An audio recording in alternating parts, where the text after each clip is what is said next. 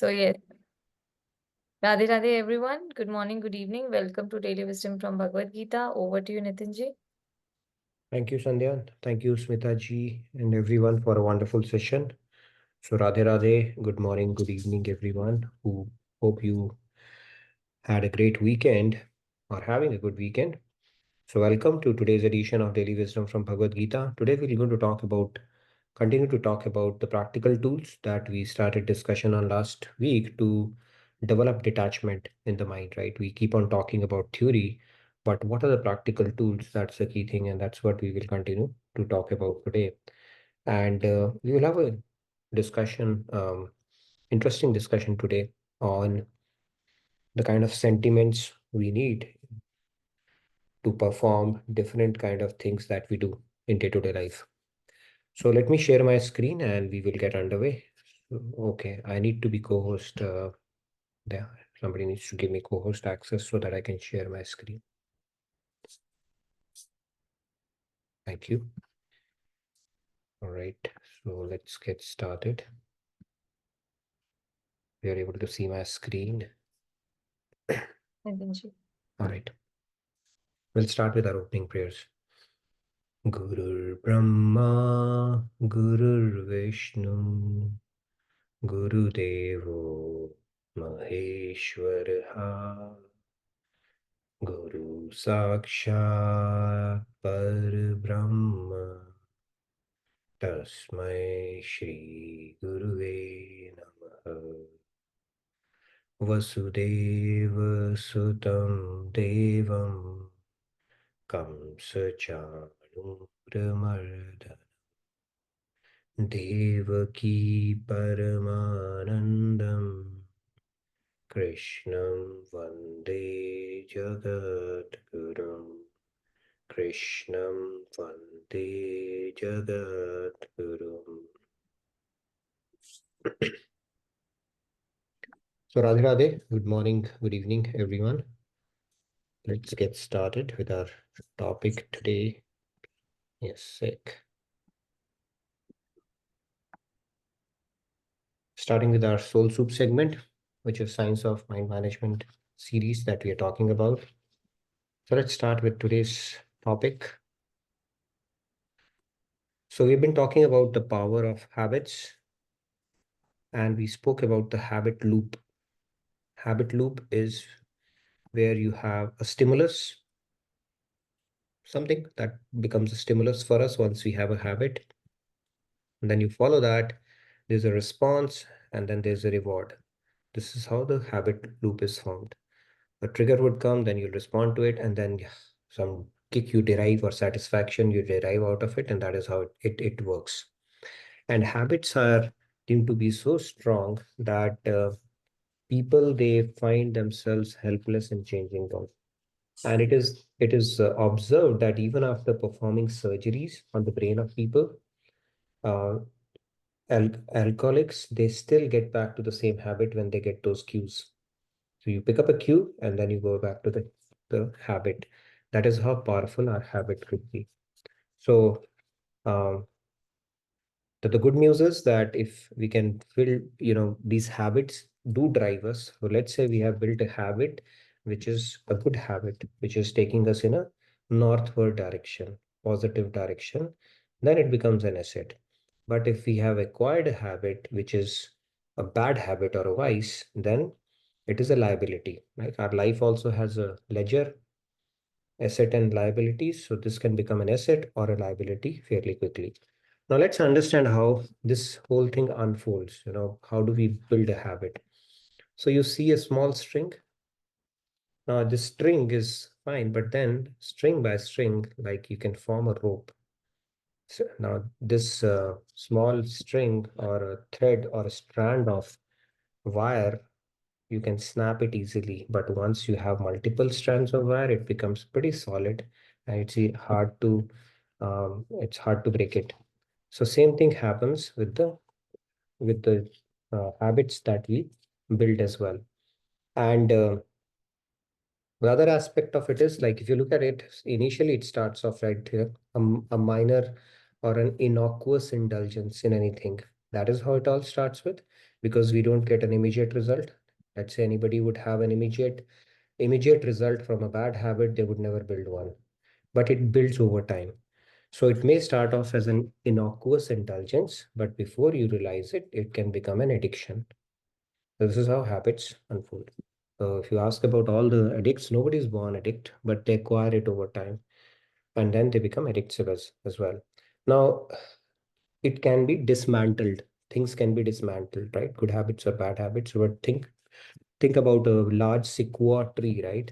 That lives for over 2000 years, and it grows up to a height of 300 feet, which is equivalent to about a 20-story building. So if you go to Yosemite Forest, you will see a lot of them lying. But then there are certain trees which are lying on the ground as well. How did it come about? It can go on to live for 2000 years. Okay, those trees have a pretty long lifespan. But what happens is a beetle came to live on it.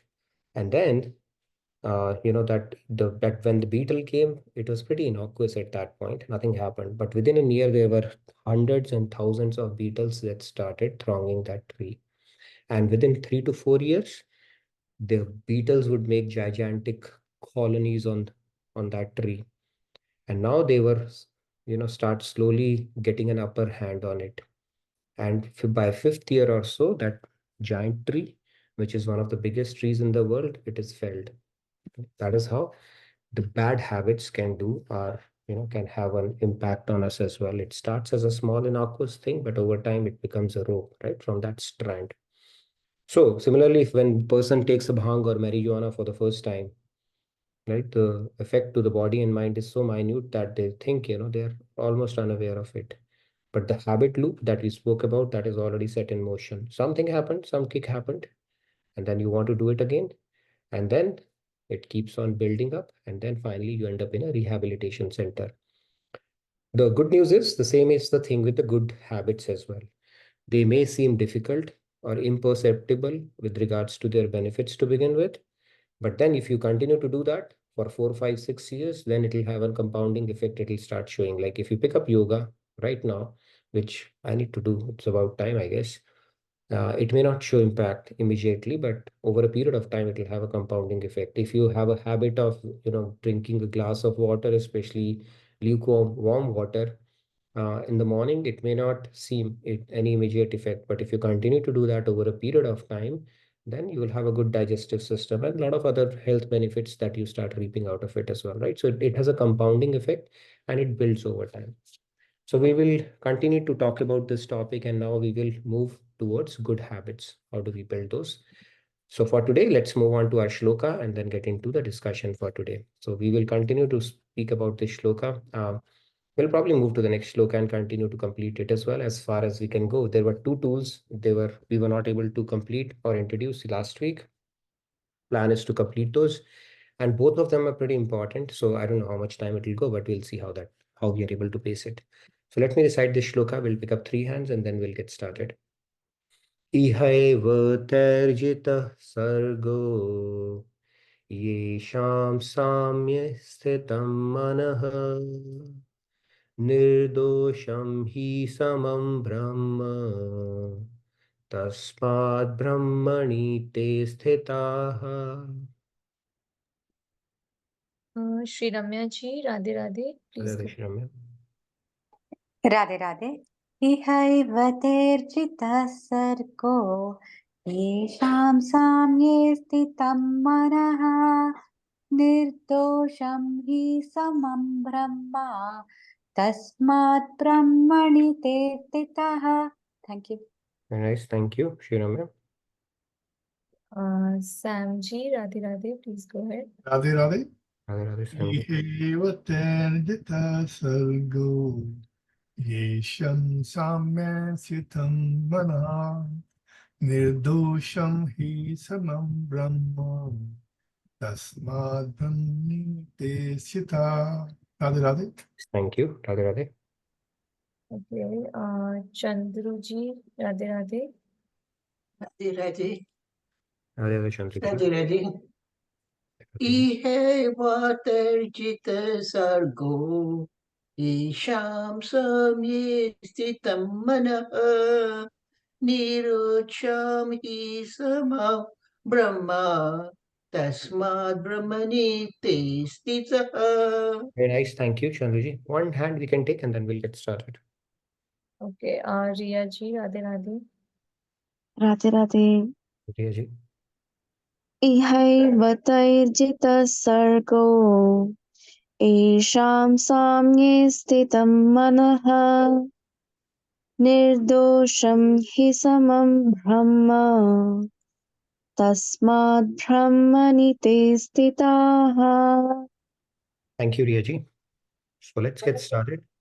So Lord Shri Krishna is saying that those whose minds are established in equality of vision, they conquer the cycle of birth and death in this very life. They possess the flawless qualities of God and therefore seated in the absolute truth. Now today we are going to introduce a tool which will help you detach your mind, which is the most powerful tool, I would say. If there's one nugget anybody wants to pick up out of Bhagavad Gita, this is the one. We have spoken at length on this one, but we're not going to spend about a week, so don't worry. But we'll again repeat it, a crash course on Karam Yoga today. That is the most powerful tool to detach your mind from the world, or at least start that process. It is a very, very powerful tool. And I don't know if it's a coincidence or what. Lord Krishna has spoken that shloka in 2.47, right? So, and we said that it is something which is worth doing 24/7. So let's move on to the topic of our discussion today. So the sixth tool is practice true Karam Yoga. If you learn to perform worldly duties while keeping the mind attached to God, the mind will be freed from the laws of karma. Now, the key is you perform your duties, keep your mind attached to God. Another corollary of this is, like when we spoke about the shloka in great detail, is that I'm going to tell the progression, how it unfolds. You focus on the process without thinking too much about the results, and then the journey becomes beautiful, even if you do that. So let's look at it, how it unfolds, okay? From that standpoint, the first thing is inaction. If you don't do any action, right, you are lazy or you procrastinate, that is strongly condemned in Bhagavad Gita by Lord Krishna as well. In fact, he says in one of the earlier shlokas in chapter 2, na hi kaschit kshanamapi jatu atisthati karmakrit. Nobody, even for a second, can remain without action. So even laziness in action from that standpoint, right? So in action, running away from responsibilities, procrastinating things, hitting the snooze button, which I always do in the morning, snooze button in with regards to doing activities in life, inaction is strongly condemned, and it is at the lowermost point if you look at the hierarchy that we are going to talk about today, inaction. Okay, so this is condemned. Definitely one needs to stay away from it, run away from their prescribed duties work. People who do that, definitely not. So Bhagavad Gita is a call to action. Point number one, inaction is strongly condemned. Then better than that is dedicate their work to self-aggrandizement, self-sense gratification plus attachment to result. It is better than inaction. At least you're doing something. Okay. While doing something, then Maya has its own ways to teach you lessons, but it is much better than doing completely resorting to inaction at all. So this is where majority of the world falls in and ends up accruing winding karma, where we are doing things for our sensory gratification and we do have attachment to results. That I want this, it should happen. And then we get disappointed if we don't get it. We put pressure on ourselves that this outcome, desired outcome, should happen. So all that stuff is attachment to the result and then limited to sense gratification. And that is something which is, uh, even though better than inaction, it is still not perfect. It is relatively better directed than the previous one, but still not perfectly directed. Then what happens? Attachment to the results. The third step comes when process oriented and detachment to fruits dedicated their work to a higher cause. Now this can happen. You don't have to bring in God here, but now there are people, there are leaders, they have a big vision, right? It's all about the company. It's about creating something good. They may not have, that orientation or that knowledge or understanding or even belief in God. They may not be spiritual. They may not be religious. But then they have this sense, this concept is there that it is something big thing that they are working for. They are working towards a bigger vision. That could be a community, that could be their company, that could be the vision that they want to achieve for their shareholders or whatever the case may be. God is not there, but at least that's not limited to them alone. And that itself can make us successful corporate leaders as well. In regular life, this concept, if you were to take it, okay, not everybody has to think about becoming a leader here. In regular life, if we have to especially tell kids or growing up teens and stuff, how would this concept translate to is basically you focus on the process and not so much on the result. Process means enjoy the journey, forget about the outcome, put in your best and leave to God the rest, kind of a deal, right? It reminds me of the match I was seeing yesterday. Whenever I'm watching match of India, I'm a little bit of butterflies are fluttering here and there, although it has become much better now. But yesterday I was watching, I would care less whoever wins. Just wanted to enjoy his four and sixes, okay? Because US Canada was playing, so you just wanted to check it out. So you wanted to just enjoy it. Okay. You don't care who's winning. So that is becomes much more fun, right? If you when you see it, but when you start supporting and now emotional attachment is there and now you're invested in a particular outcome, we know what happens. So God is saying, just enjoy it. Okay. So this is the third step. Then the fourth one is, your process oriented detachment to fruits is there, and then you dedicate your work to the service of God. Okay, this is basically what Karam Yoga is. Now, as you keep on increasing, moving up this ladder, your sense of detachment will keep on increasing. This is a very powerful tool to detach your mind. Why would it increase? Because now you are not doing things for your own sake, right? Not limited to your sense gratification. At least that is thought is there at the back of the mind. It's not a 0-1 switch, right? Because what are you renouncing here? Are you renouncing action? You're not renouncing action here. Are you renouncing doership? Yeah. Okay. I'm not going to talk too much. As result, yes. Fruits of action, yes. So all those things, when you start renouncing and offer it to God, it will automatically bring in a sense of detachment. So that is why this is a very, very powerful tool. And I can't overemphasize the importance of this as a tool and the shloka in particular. If there is one thing we would like to take and start implementing directly in life, this is the one. So if most of the people would have, at least for myself, I can talk about that, fall into the category of sense gratification, attachment to results. So we have to move upward in that ladder where it's not limited for our self-aggrandizement or for our own sake, but we start dedicating it to God. And we have to build that consciousness over a period of time, right? Then only your mind will be freed up, and that those cobwebs of attachment will start getting systematically dismantled. So this is a very powerful tool. Now let's do a quick activity. I wanted to spend a little bit of time on this because is it Karam Yog, Karam Bhog, or not too many activities, or depends, right? It would depend. Now you would say, I would continue to do Karam Bhog. Okay, now I'll tell you what happens. So now if on the Karam Bhog side, this anyway we are doing, that is our default setting for a while. So there are two things, right? One is, you see, this is a nice place. It is called heaven. Then there is a not so nice place as well. There is a hell. And then there is some place called, I don't know what we call that. This is something we are already, right, which is our Mrityulok, which is where we are. Now, if you do a lot of good activities in life, nice activity, you're a nice person, decent person, you do a lot of good activities, then what happens is God is accumulating that and finally gives you a check. Okay, he'll give you a check, right? You get a check. And what do you do with that check? That check gets encashed in heaven. You give that check, and you can encash that in heaven.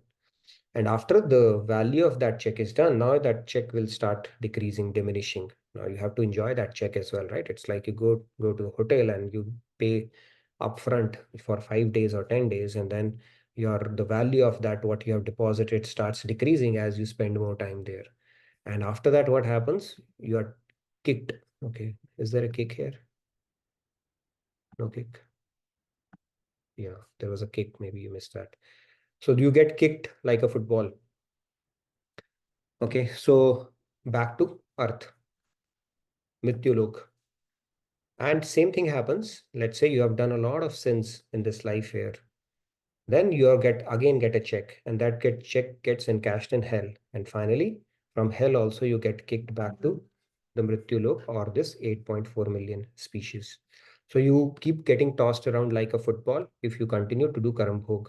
And that is why there's a good incentive for us to move towards Karam Yoga, because when you do Karam Yoga, what happens? You are part of care of, it has become slow today, care of Krishna. Okay, care of Krishna is good. Being care of Krishna, as you can see, you're happy. And then for how long? Forever. So this is what happens when you do. So when you love God, when you build God, what do you get? When you love somebody, you get God himself. Okay, when we do that, and then he takes you under his refuge. And when he takes you under his refuge, heaven, hell, and all that chakkar, that whole tourism that we have been doing is gone forever. And that is what this shloka is talking about, going beyond the cycle of life and death, birth and death rather. So for that, we need to perfect Karam Yoga, build that consciousness. Now let's pick up some activities. I mean, it is a pretty vast topic, of course, but I picked up a few things to drive home a few points that normally we are not able to understand which area would it fall into, right? So let's talk a little bit about this and then we'll move.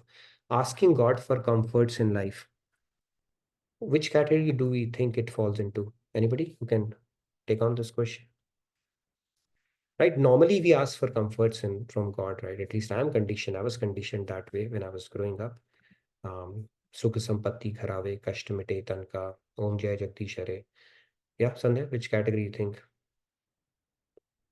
Chat has also started coming in, but Karm Bhog, like I'm just giving one No, let disclaimer. me give a twist to this whole thing. Let's say you're Mhm. asking for comforts so that your life is comfortable, so that we can To do devote. bhakti, right? I was adding this disclaimer there, so yeah. Okay, so if we do that, But even, yeah, I mean, according to me, even that is, I mean, it's selfish, right? So it's, you should anybody who lean wants to on add God. any more color to it before I throw in some more thing on this particular thing? In the chat, most of the responses are Karm Bhog. Manish ji, Sam ji, Shalini ji, Lakshmi ji. Okay. All right. So Bahumat is Sarvashresht Mat in this case. Okay. Yeah. So this invariably borders on that only, or not borders, but falls into Karam Bhog. Now let me try to explain it, so that it kind of makes sense. Whom do we ask for anything? See, whom do we ask for something? Let's say we go to a shopkeeper and we ask for a cloth, or we ask for a particular thing, right? We go to a general store, we say we need this, we need that, or somebody would come and escort us and tell, hey, did you find everything okay, what you were looking for? This question always gets asked to me in Sprouts, okay? Did you find everything that you were looking for? So we ask for something from somebody who doesn't know what we are looking for. You get that? Now, when it comes to God, he knows our past, and based on our tendency, he even knows few loud, 500 lives down the line or few lives down the line, which species, which body, which family kind of a thing we will be in, and how much ration we would need to subsist or sustain ourselves. He has that level of calculation mostly. I know our free will is there and all that stuff. So that God we are asking for things to whom isn't our premise that he already doesn't know what is good for us, is, we are challenging that premise itself. Now think of a mother that has taken her son to a Diwali they are doing shopping for Diwali. So the kid goes around and she has planned to buy him sweets and crackers and stuff like that until the child finds a big bomb, right? There used to be Lakshmi bombs and bullet bombs and stuff like there's a big one. Okay, child is small and he says, this is the one I need. So you think mother will give that bomb to the child? No matter how much tantrums the child will throw, she will not. Okay, even if it means taking him back and giving him a couple of whacks, because it knows it is not good for it, right? The child could hurt itself. It could endanger his life itself if, it's not handled properly. So same way, truly, we don't need to ask God anything. He already knows what we need. Now, let's say you are going on a road and you see somebody who's suffering. Not suffering. You have seen somebody and he seems famished, truly famished, right? He has not eaten food and he's in a disarray. And then you want to give him good food and everything, right? And when you approach that guy, you reach that guy says, can you please give me a cup of tea? Now he's asked for it, and you'll probably end up giving him a cup of tea because then you'll think that's what he wants, right? So the point here is if he had stayed quiet, he would have gotten what he truly needed at that point. And same thing happens when we approach God, right? We end up underselling ourselves, asking for things that we are ourselves not sure whether it's good for us or not. So if we leave it to God, anyway, He's going to take care of us. So it's definitely falls into our Karam book category, where we end up asking for things and then God says, all right, this is what you want, I'll give it to you. He's an indulgent father, right? If a person has two sons and one factory, they will go give me one more factory so that each son can handle one. They'll not fight after I'm gone, right? Like happened in case of Reliance. So the point is we keep on asking for material thing, and that is definitely karam bhog. It's a category that has to be avoided. It's a paradigm shift for us, especially the conditioning we get that ask God, ask God, ask God. It's not, we should not, because God already knows what is best for us. Leave it to his discretion, what we think, right? There's a saying in Hindi, Meri chahi na karo, main मूर्ख अज्ञान, तेरी चाही में है प्रभु मेरा कल्याण. Don't do what I think, is good for me. Rather, you choose what you think is best for me. Okay, yes, Sandhya, is there any other chat you wanted to? Yeah, there's a question as well as a comment in the chat. Mhm. Question from Manisha Di. So the Devtas in Swarg Lok, they all come to Mrityu Lok when their good deeds are finished, like Indradev and Yeah. many other names we heard. Yeah, they are temporary posts. In fact, I wouldn't be surprised, Manisha ji, you have been Varun Dev and Indra Dev and all that stuff, right? So you again, they all come back. It's just a post, right? And just to, I was yeah, reading somewhere they wear those flowers and garlands. They start, what you call that, becoming dry towards the end, and that's when they know their time is going to get up now from celestial abodes, and then they are back to 8.4 million. This happened to Indra. They tell about his story as well, right? I think it happened as part of one of the curse, but then an Indra can also become a pig. And then when he became a pig, the administration, what he did was he was very happy building his family here, and he had a few piglets and then a female pig, and he was happily living here.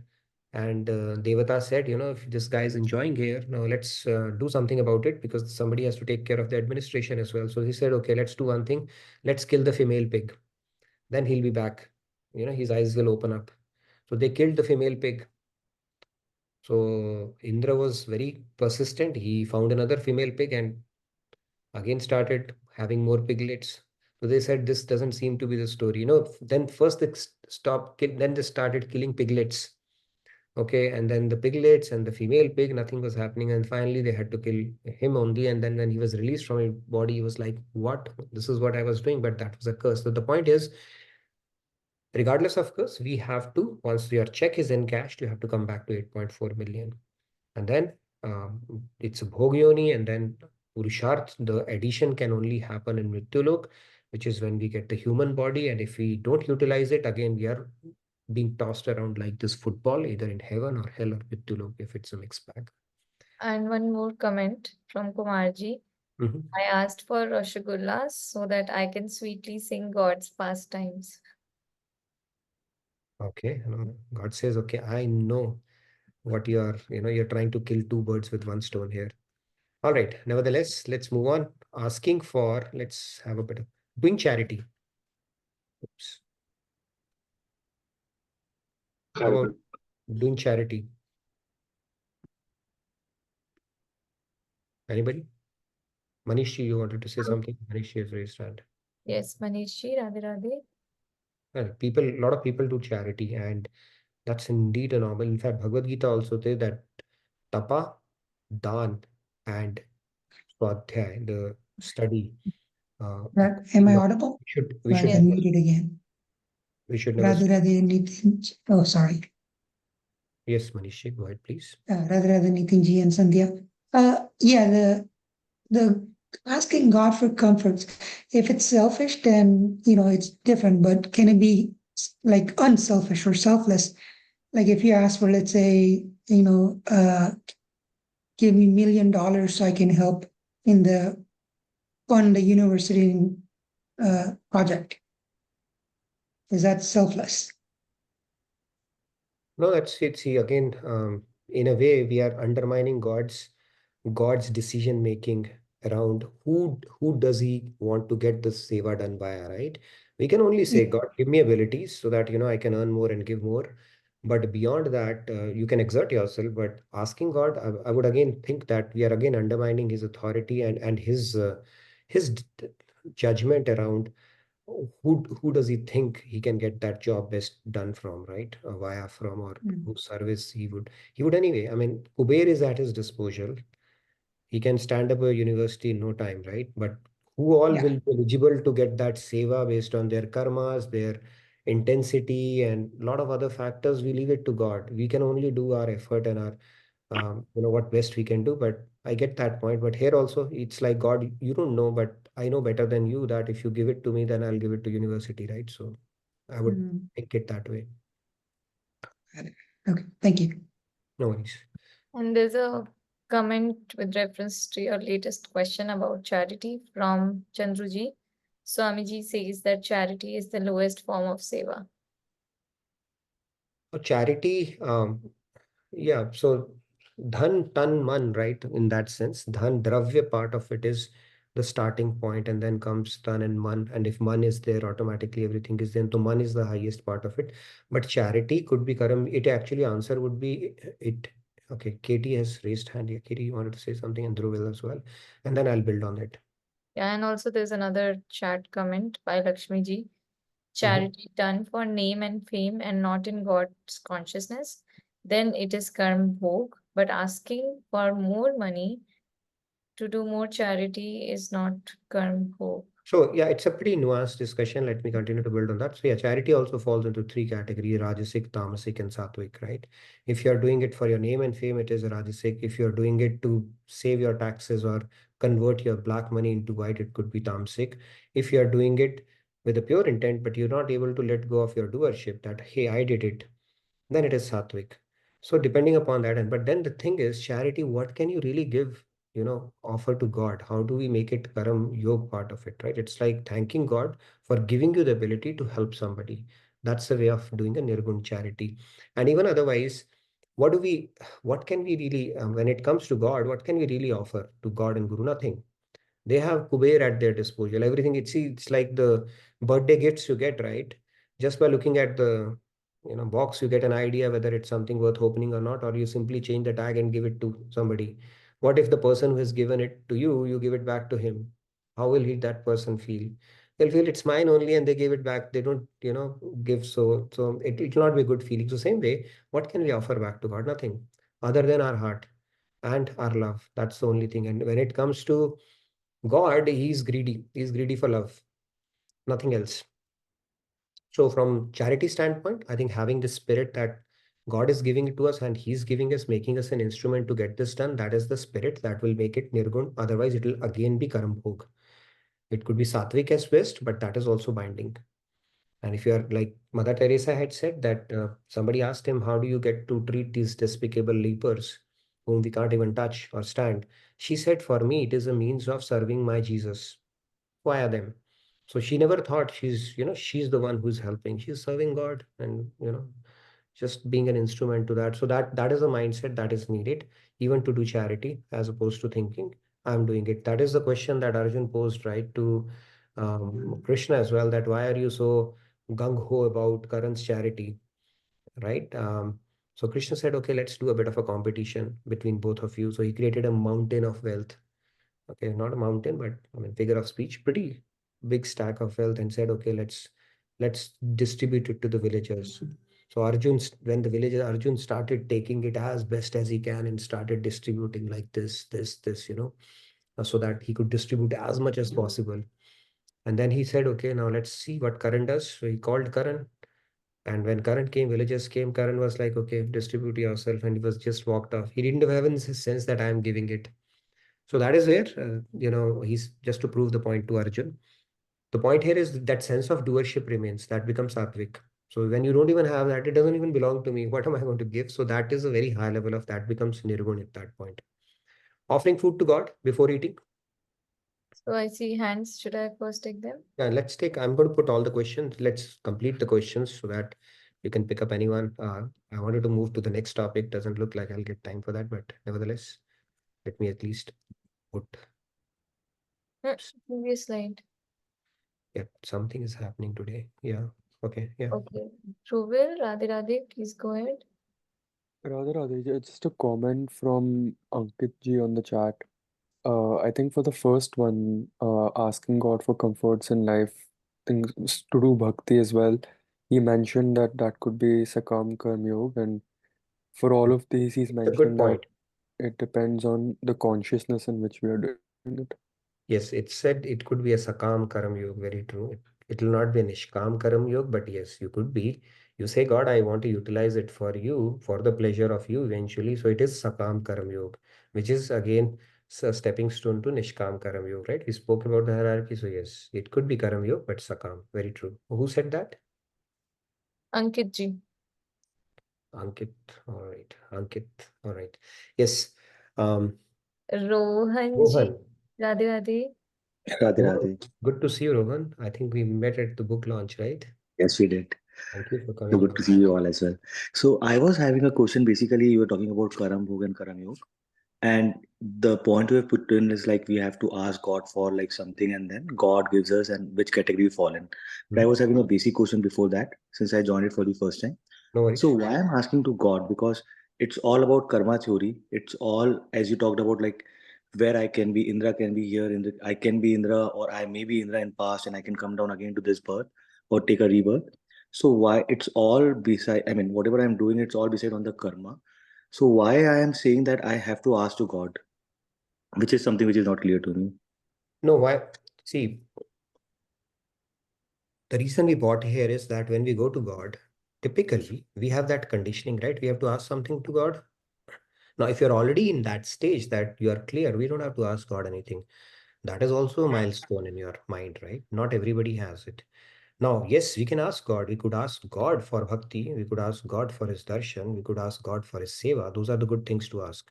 But because of our conditioned state, we start asking or end up asking for trinkets as opposed to the real treasures. And that is why we're having this discussion.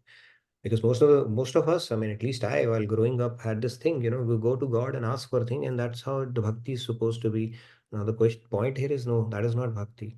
It's like giving somebody, bribing somebody to, okay, can you please give me this? Can you please give me that? And then you give some paint and some that, those things. So that is what we are trying to challenge here, that what is the right way to approach God? We can ask God, but we can ask for better things as well. He's willing to give us bhakti. He's willing to purify us. He's willing to partner with us on this spiritual journey. But what we end up underselling ourselves just because of our conditioning and ignorance. So my understanding was on the right track. Like if I have matured enough, we don't have to ask. That is a very right thing. If we have already built that consciousness, perfect. Right now, we just have to deepen our love for God, but we don't have to ask as such. He already knows, right? He's our Father. He knows what's going on inside us. He knows what is best for us. And He gives us things which are beneficial for us. And we go for things which are pleasurable for us. That is the difference. But good question. Thank you, Rohan. thank you. Thank you. Yes, Okay. Ajit ji. Ajit. Offering food to God before eating. Okay, there's a good one, important one. Okay, this is again small routine that can help us build Karma Yoga consciousness as well. The reason I brought in here is because this is something we do multiple times a day, and a small activity can go a long way. I'll tell you the science behind it as well. Yes, Sajid ji. Yeah, Radhe Radhe. Nitin Radhe. ji, what you have explained, definitely 100% okay, true. But as far as the spirituality is concerned, it is an eternal thing. But we see in the temple, in the name of bhakti, a lot of transaction is there for the gold treasure, and lot of accumulation is there. They can run parallel government as well. But unfortunately, they are not doing. God is the king.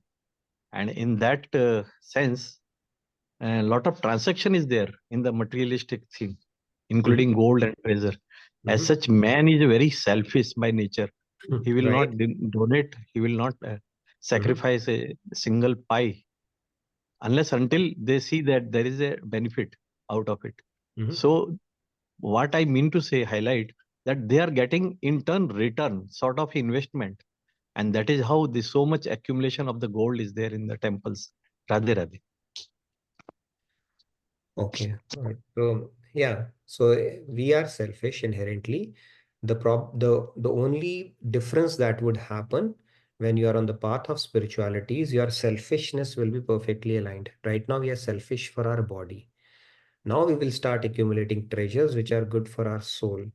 So when you talk about gold and stuff, if you look at about Lakshmi, Lakshmi is also God's energy, right? And God's energy cannot be bad as long as it is properly utilized.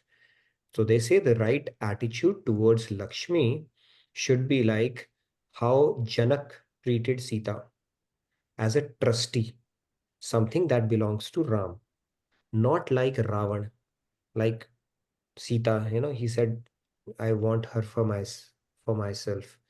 So Lakshmi, as long as it is used as a trustee, it could actually, it is God's energy, so it cannot be bad, right? So in that sense, Lakshmi, it is also one of the energies that can be channelized or dovetailed towards bhakti as well. It's the sentiment that you bring to that particular thing. Now, if somebody is stashing gold for their comforts and they're making trips and having private jets, I would have a question mark on that. But if it is used for something, for a bigger purpose or for maybe spreading the message of God and those kind of things, then also you're utilizing Lakshmi for the right way, right? So the thing in itself is neither good or bad. Its use makes it so. But yeah, you are right. We are inherently selfish. But the problem is because we are thinking ourselves as a body, our selfishness is misaligned. Right now, we are selfish for our body. Spirituality tell us be selfish for your soul. When you will, when you truly know, you can collect so many. It's like this. If somebody tells you that this room is full of gems, precious gems, and collect as many as you can, you will go in overdrive mode to collect those, right? And same thing is spirituality. This knowledge that we're talking about is collecting gems. Why won't we do that? Because this is something we can take in the journey after life as well. Nothing else we can take. So, but the point is, we are not convinced as right? We go for bodily and sensual pleasures and, um, you know, more than prioritizing this part of it. So that selfishness needs to be properly aligned. That's about it. Offering food to God. I wanted to touch upon it a little bit and then move on. Yes. Um, there's a question, and I also had a comment. Mhm. So first, I'll read out the question from Ganpriya ji, asking God for good health to do bhakti continuously and more effort. Is it karm bhog or yog? Please. No, see, everything, if you ask me, in that sense, asking God for good health, yeah, it's a sakam karam. It's a sakam karam yog in that. But you think about it. Would you ask God and Guru to do your seva, or would you rather put in your best and take ownership of that, right? Now, it's like when we ask God to do miracles, we are saying, okay, can you please do seva for me? Rather, we should focus on our self-effort. Health is also something we can, prioritize and take responsibility for. But yeah, it's better than asking it so that you can enjoy trips and enjoy, right? You're asking for health so that you can devote more time or do more seva, which is a karam yoga. But I would say God already knows what is best for us. We do our best. Now we don't say, no, I am lazy, God, can you please make my health? Should not be the case. We do our best regardless and do live responsibly, take care of our body, take care of our mind, take care of our soul, and then leave to God the rest. He knows what's best for us. Can I add my comment? Sure. So, one thing that we can, I feel, beg to God for is to kind of make us love him and make us, because we cannot rise over Maya just by our self efforts, right? And if that is what we are begging him for, or if that is the consciousness we are working with, so all of these things with that consciousness become karma, right? So Asking basically is for his, you know, for his divine love, and then adhikarita. All those things are good. They are spiritual things that we are asking for, and God said, all right, wait a while, I know. And tomorrow we are going to talk about this topic. By the way, some question happens. I'll get back to the slide. I don't think we'll run out of time for this one. Tomorrow I wanted to say, okay, what is happening? Okay, I've been on this path for so long. This question keeps on troubling people. Am I progressing at all? right? Or where am I right now on this path? So we'll have a good discussion on this topic tomorrow. So stay tuned. I wanted to cover part of it, but I think I don't want to rush on it. We have time. We have all the time, right? So we'll talk about this tomorrow. Am I progressing? How do I know am I progressing? And I don't feel satisfied because I feel sometimes the anger comes back and stuff like that. So we'll talk about it, how to look at it. Now, offering food to God, I want to talk a little bit about it. Yeah, Tejas, you wanted to say something? Yes, Tejas, Radhe Radhe. Radhe Radhe. So I was thinking like the most important, I mean, the root of everything, what we can really ask for God is Sadbuddhi, right? Like, Yeah, because that is the root of everything. very Because true. every day we have to make decisions. Every day we use our mind and we have to use our intellect also, right? Mhm. So if we get Yeah. Sadbuddhi, then we sort of dovetail our free will to do to align our will with the will of That's God, a right? good. It's yeah, asking for Sadbuddhi. It's a good thing to ask for because it's we don't know, right, where our free will would lead us astray. So very true. That's a good one to So ask. that won't come. That is actually intentionally. It is not selfish either. It's Yeah, you're exercising your free will, but you just want God's guidance or God's nudge towards the right direction. I think. true. Very true.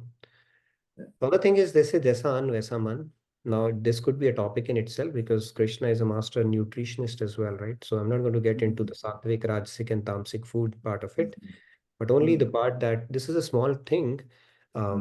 Took me a while to get into that, but I try to do it the best of my ability. Okay, there are occasions when I'm just too hung up, busy in my back of my head, or I'm feeling hungry, and something starts going to, and I start getting knock, knock now. Hey, you have not offered it to me. So if you build this routine, I think it's a good one to begin with. Like our dadi, nani, they used to do that. So if you can do bhog at home, nothing like it. But if you're not, having that silent routine, offering food to God is a very good one. That gratitude itself goes a long way. Now, what does God eat? Have you seen when you offer something, does he eat anything? Have you seen even an inch worth of or a needle worth of food, you know, going away from there? No, it won't. Now we don't say, God, you're not eating it. What's going on? But if our kid doesn't eat it, he leaves a little bit. We say, hey, finish it off. Otherwise, so there's a difference, right? So the point here is, yeah, God doesn't eat. What does he eat actually? Even if you don't put salt, he'll accept it. He eats the love and the bhav with which you have prepared for it. Okay, this is the concept. And even if you offer the gratitude, so now that is a routine, right? Preparing food and all that stuff. If you keep it the back of mind, I'm going to offer it to Krishna. It's a great sentiment to have. So he's going to accept that part of it, which you can't see. It's intangible. Bhav and the love that has gone into that food for him, his sake, is intangible. That is what he'll accept. But then he does something interesting also. He enhances it and puts it back in food. Okay, that is why it's called prasad. Now, when you eat that, it can have a transformative effect on your consciousness as well. Okay, so this is a good routine to have built that kind of a thing. In fact, this thing is actually well studied as well. I think in Latin America, ISKCON devotees, they would go out and stand on the street, on the signals, and distribute energy bars. And that energy bars, after Mangal Aarti, the Krishna Aarti in the morning, they will put it as a prasad and give it to people, and with a small booklet of Bhagavad Gita as well. Although people would think, oh, maybe they need money or something. No, no, just keep it.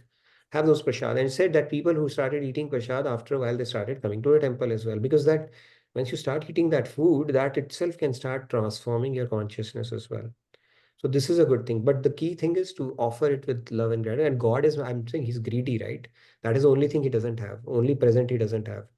And when you mix it, he will enhance it and put it back.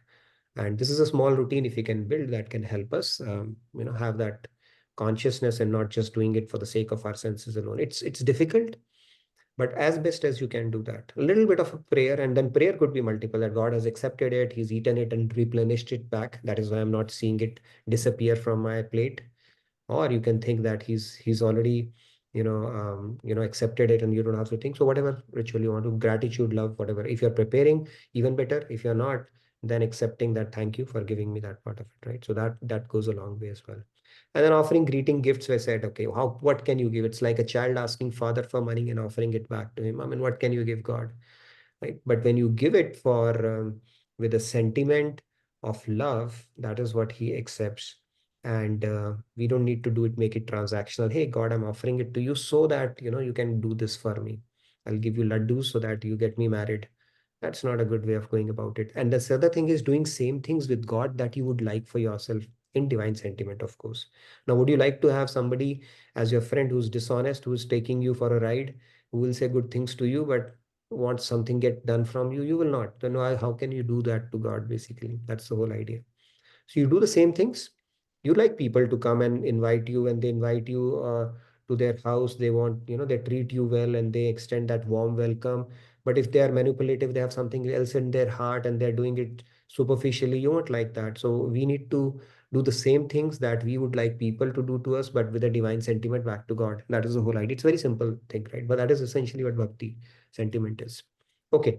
So with that, let's take a few more questions around this topic. It's a pretty interesting topic and go on and on and on for that. But yeah, let's take a few hands.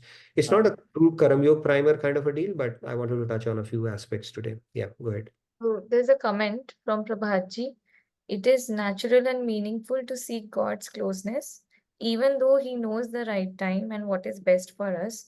Expressing our longing for His presence through prayer and supplication is a vital part of our spiritual journey, reflecting our sincere desire for a deeper, more heartfelt connection with the divine. Yeah, that was a pretty profound message. Yeah. Prabhat, very nice. Thank you. Please fill out the feedback tracker as well if there are questions that we did not touch upon related to what we spoke about today. And there's another question Please fill out from the feedback tracker, post it as well. Yes, question, go ahead, please. Manisha D has asked. So people post the videos of Laddu Gopal having the milk and food. Is it really true, and how should we see it? And if it is true, then isn't they should hide this? See, bhakti is not something that, see, when you have, if you say you met somebody whom you love, your beloved, and people ask you, hey, what did you do? Or how was it? Would you tell that publicly? So the point here is it is something to be relished for yourself. It's like bhakti is like you give a sweet or what do you call that, molasses or something to somebody who's dumb, who cannot speak. They can only relish the taste but cannot articulate it. That is how bhakti is meant to be. But if you start making a public display of it, it's like it's between you and God, right? So probably not needed. I mean, if you're doing it with an intent to inspire somebody, it probably goes on the borderline, but typically it is something for you to relish. It's a association you're building with God, right?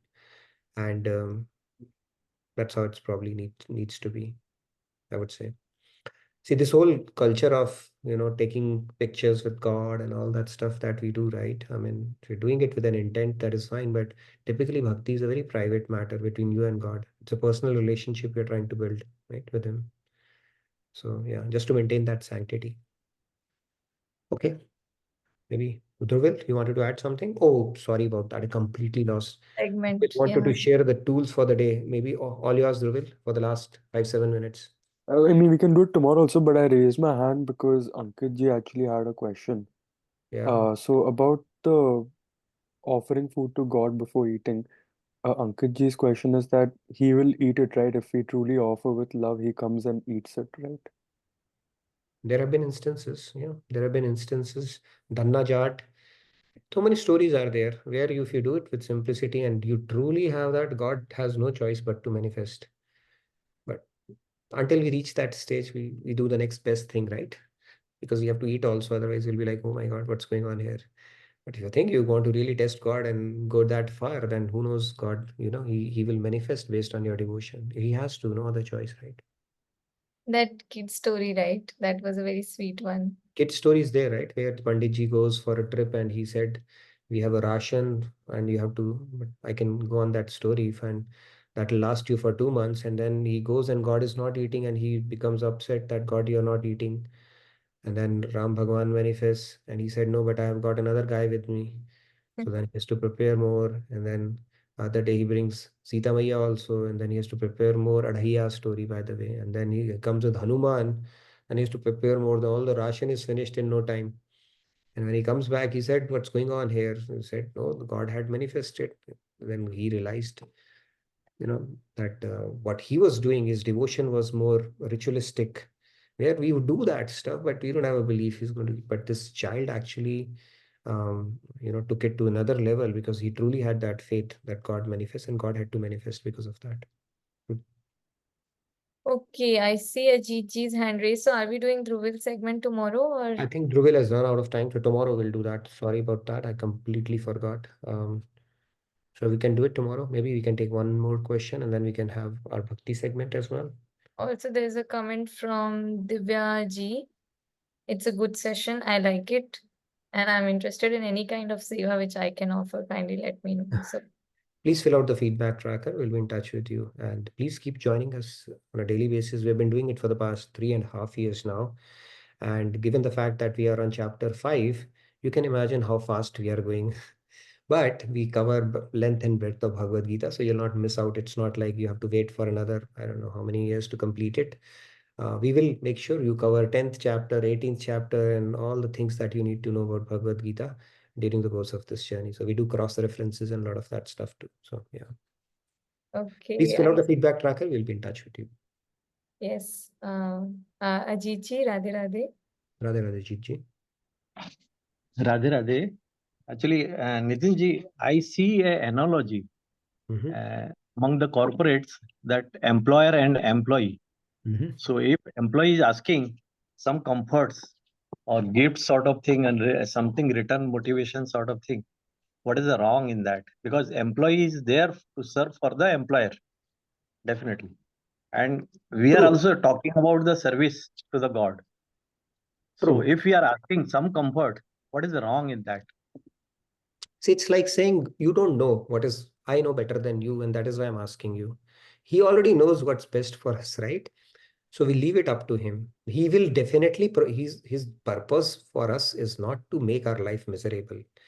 Purpose is us to uplift us to the heights that we are capable of. But our problem is when we keep on asking, we undercut ourselves. It's like a child in a jewelry store.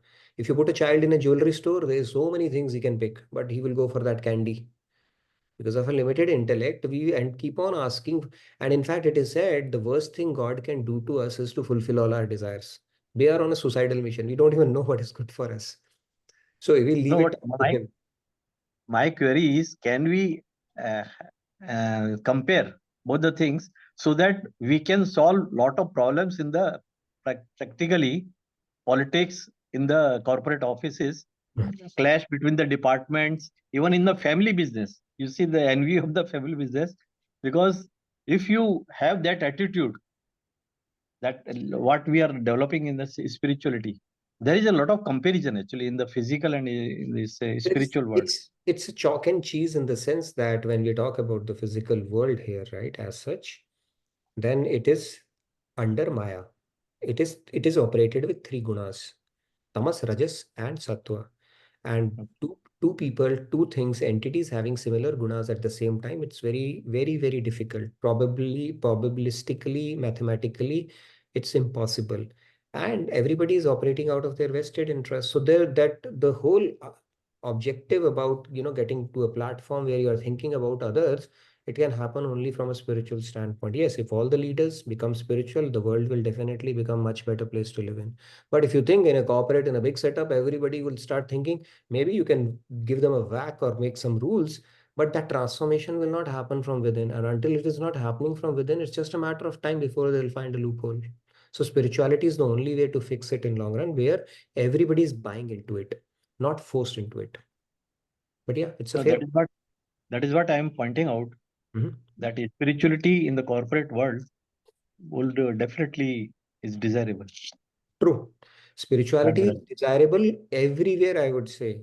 It will just make the world a better place to live in, right? We said even the global peace can only be attained by when you have peaceful pieces, right, all around. So, this answer to all the problems in this world is spirituality only. There's no other way. Very true. That is true. But the point here is that it's not something that comes so naturally to most. And even Krishna is saying in Bhagavad Gita that Bahu Janmanante, it takes a long, long time for people to grow up to these concepts. Yeah. Radhe Radhe. Radhe Radhe. Thank you. Okay. So with that said, it's 10 o'clock. I think we can do a bit of chanting like we always do. Please fill out the feedback tracker. Tomorrow we'll have Dhruvil introduce the practical tools, because we'll wrap up. Next segment is going to be even more, interesting. So we'll see how far we go tomorrow. But yeah, we'll be able to introduce that. Let's move to our chanting segment then, and please fill out the feedback tracker in the meantime too. Yeah, let me just share it.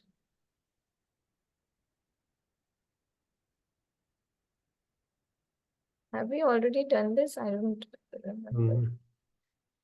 Huh? Nope. No? Okay, so let's do this. Okay. मन में को मत छोड़ तू, दास जोड़ दे और राधे राधे मेरा भी रख साथ में, सो रसिकन सिर मोर राधे राधे। जय Radhe Krishna Radhe Radhe, Radhe Krishna Radhe. O mind, there is no need to renounce the sense of self, that is I.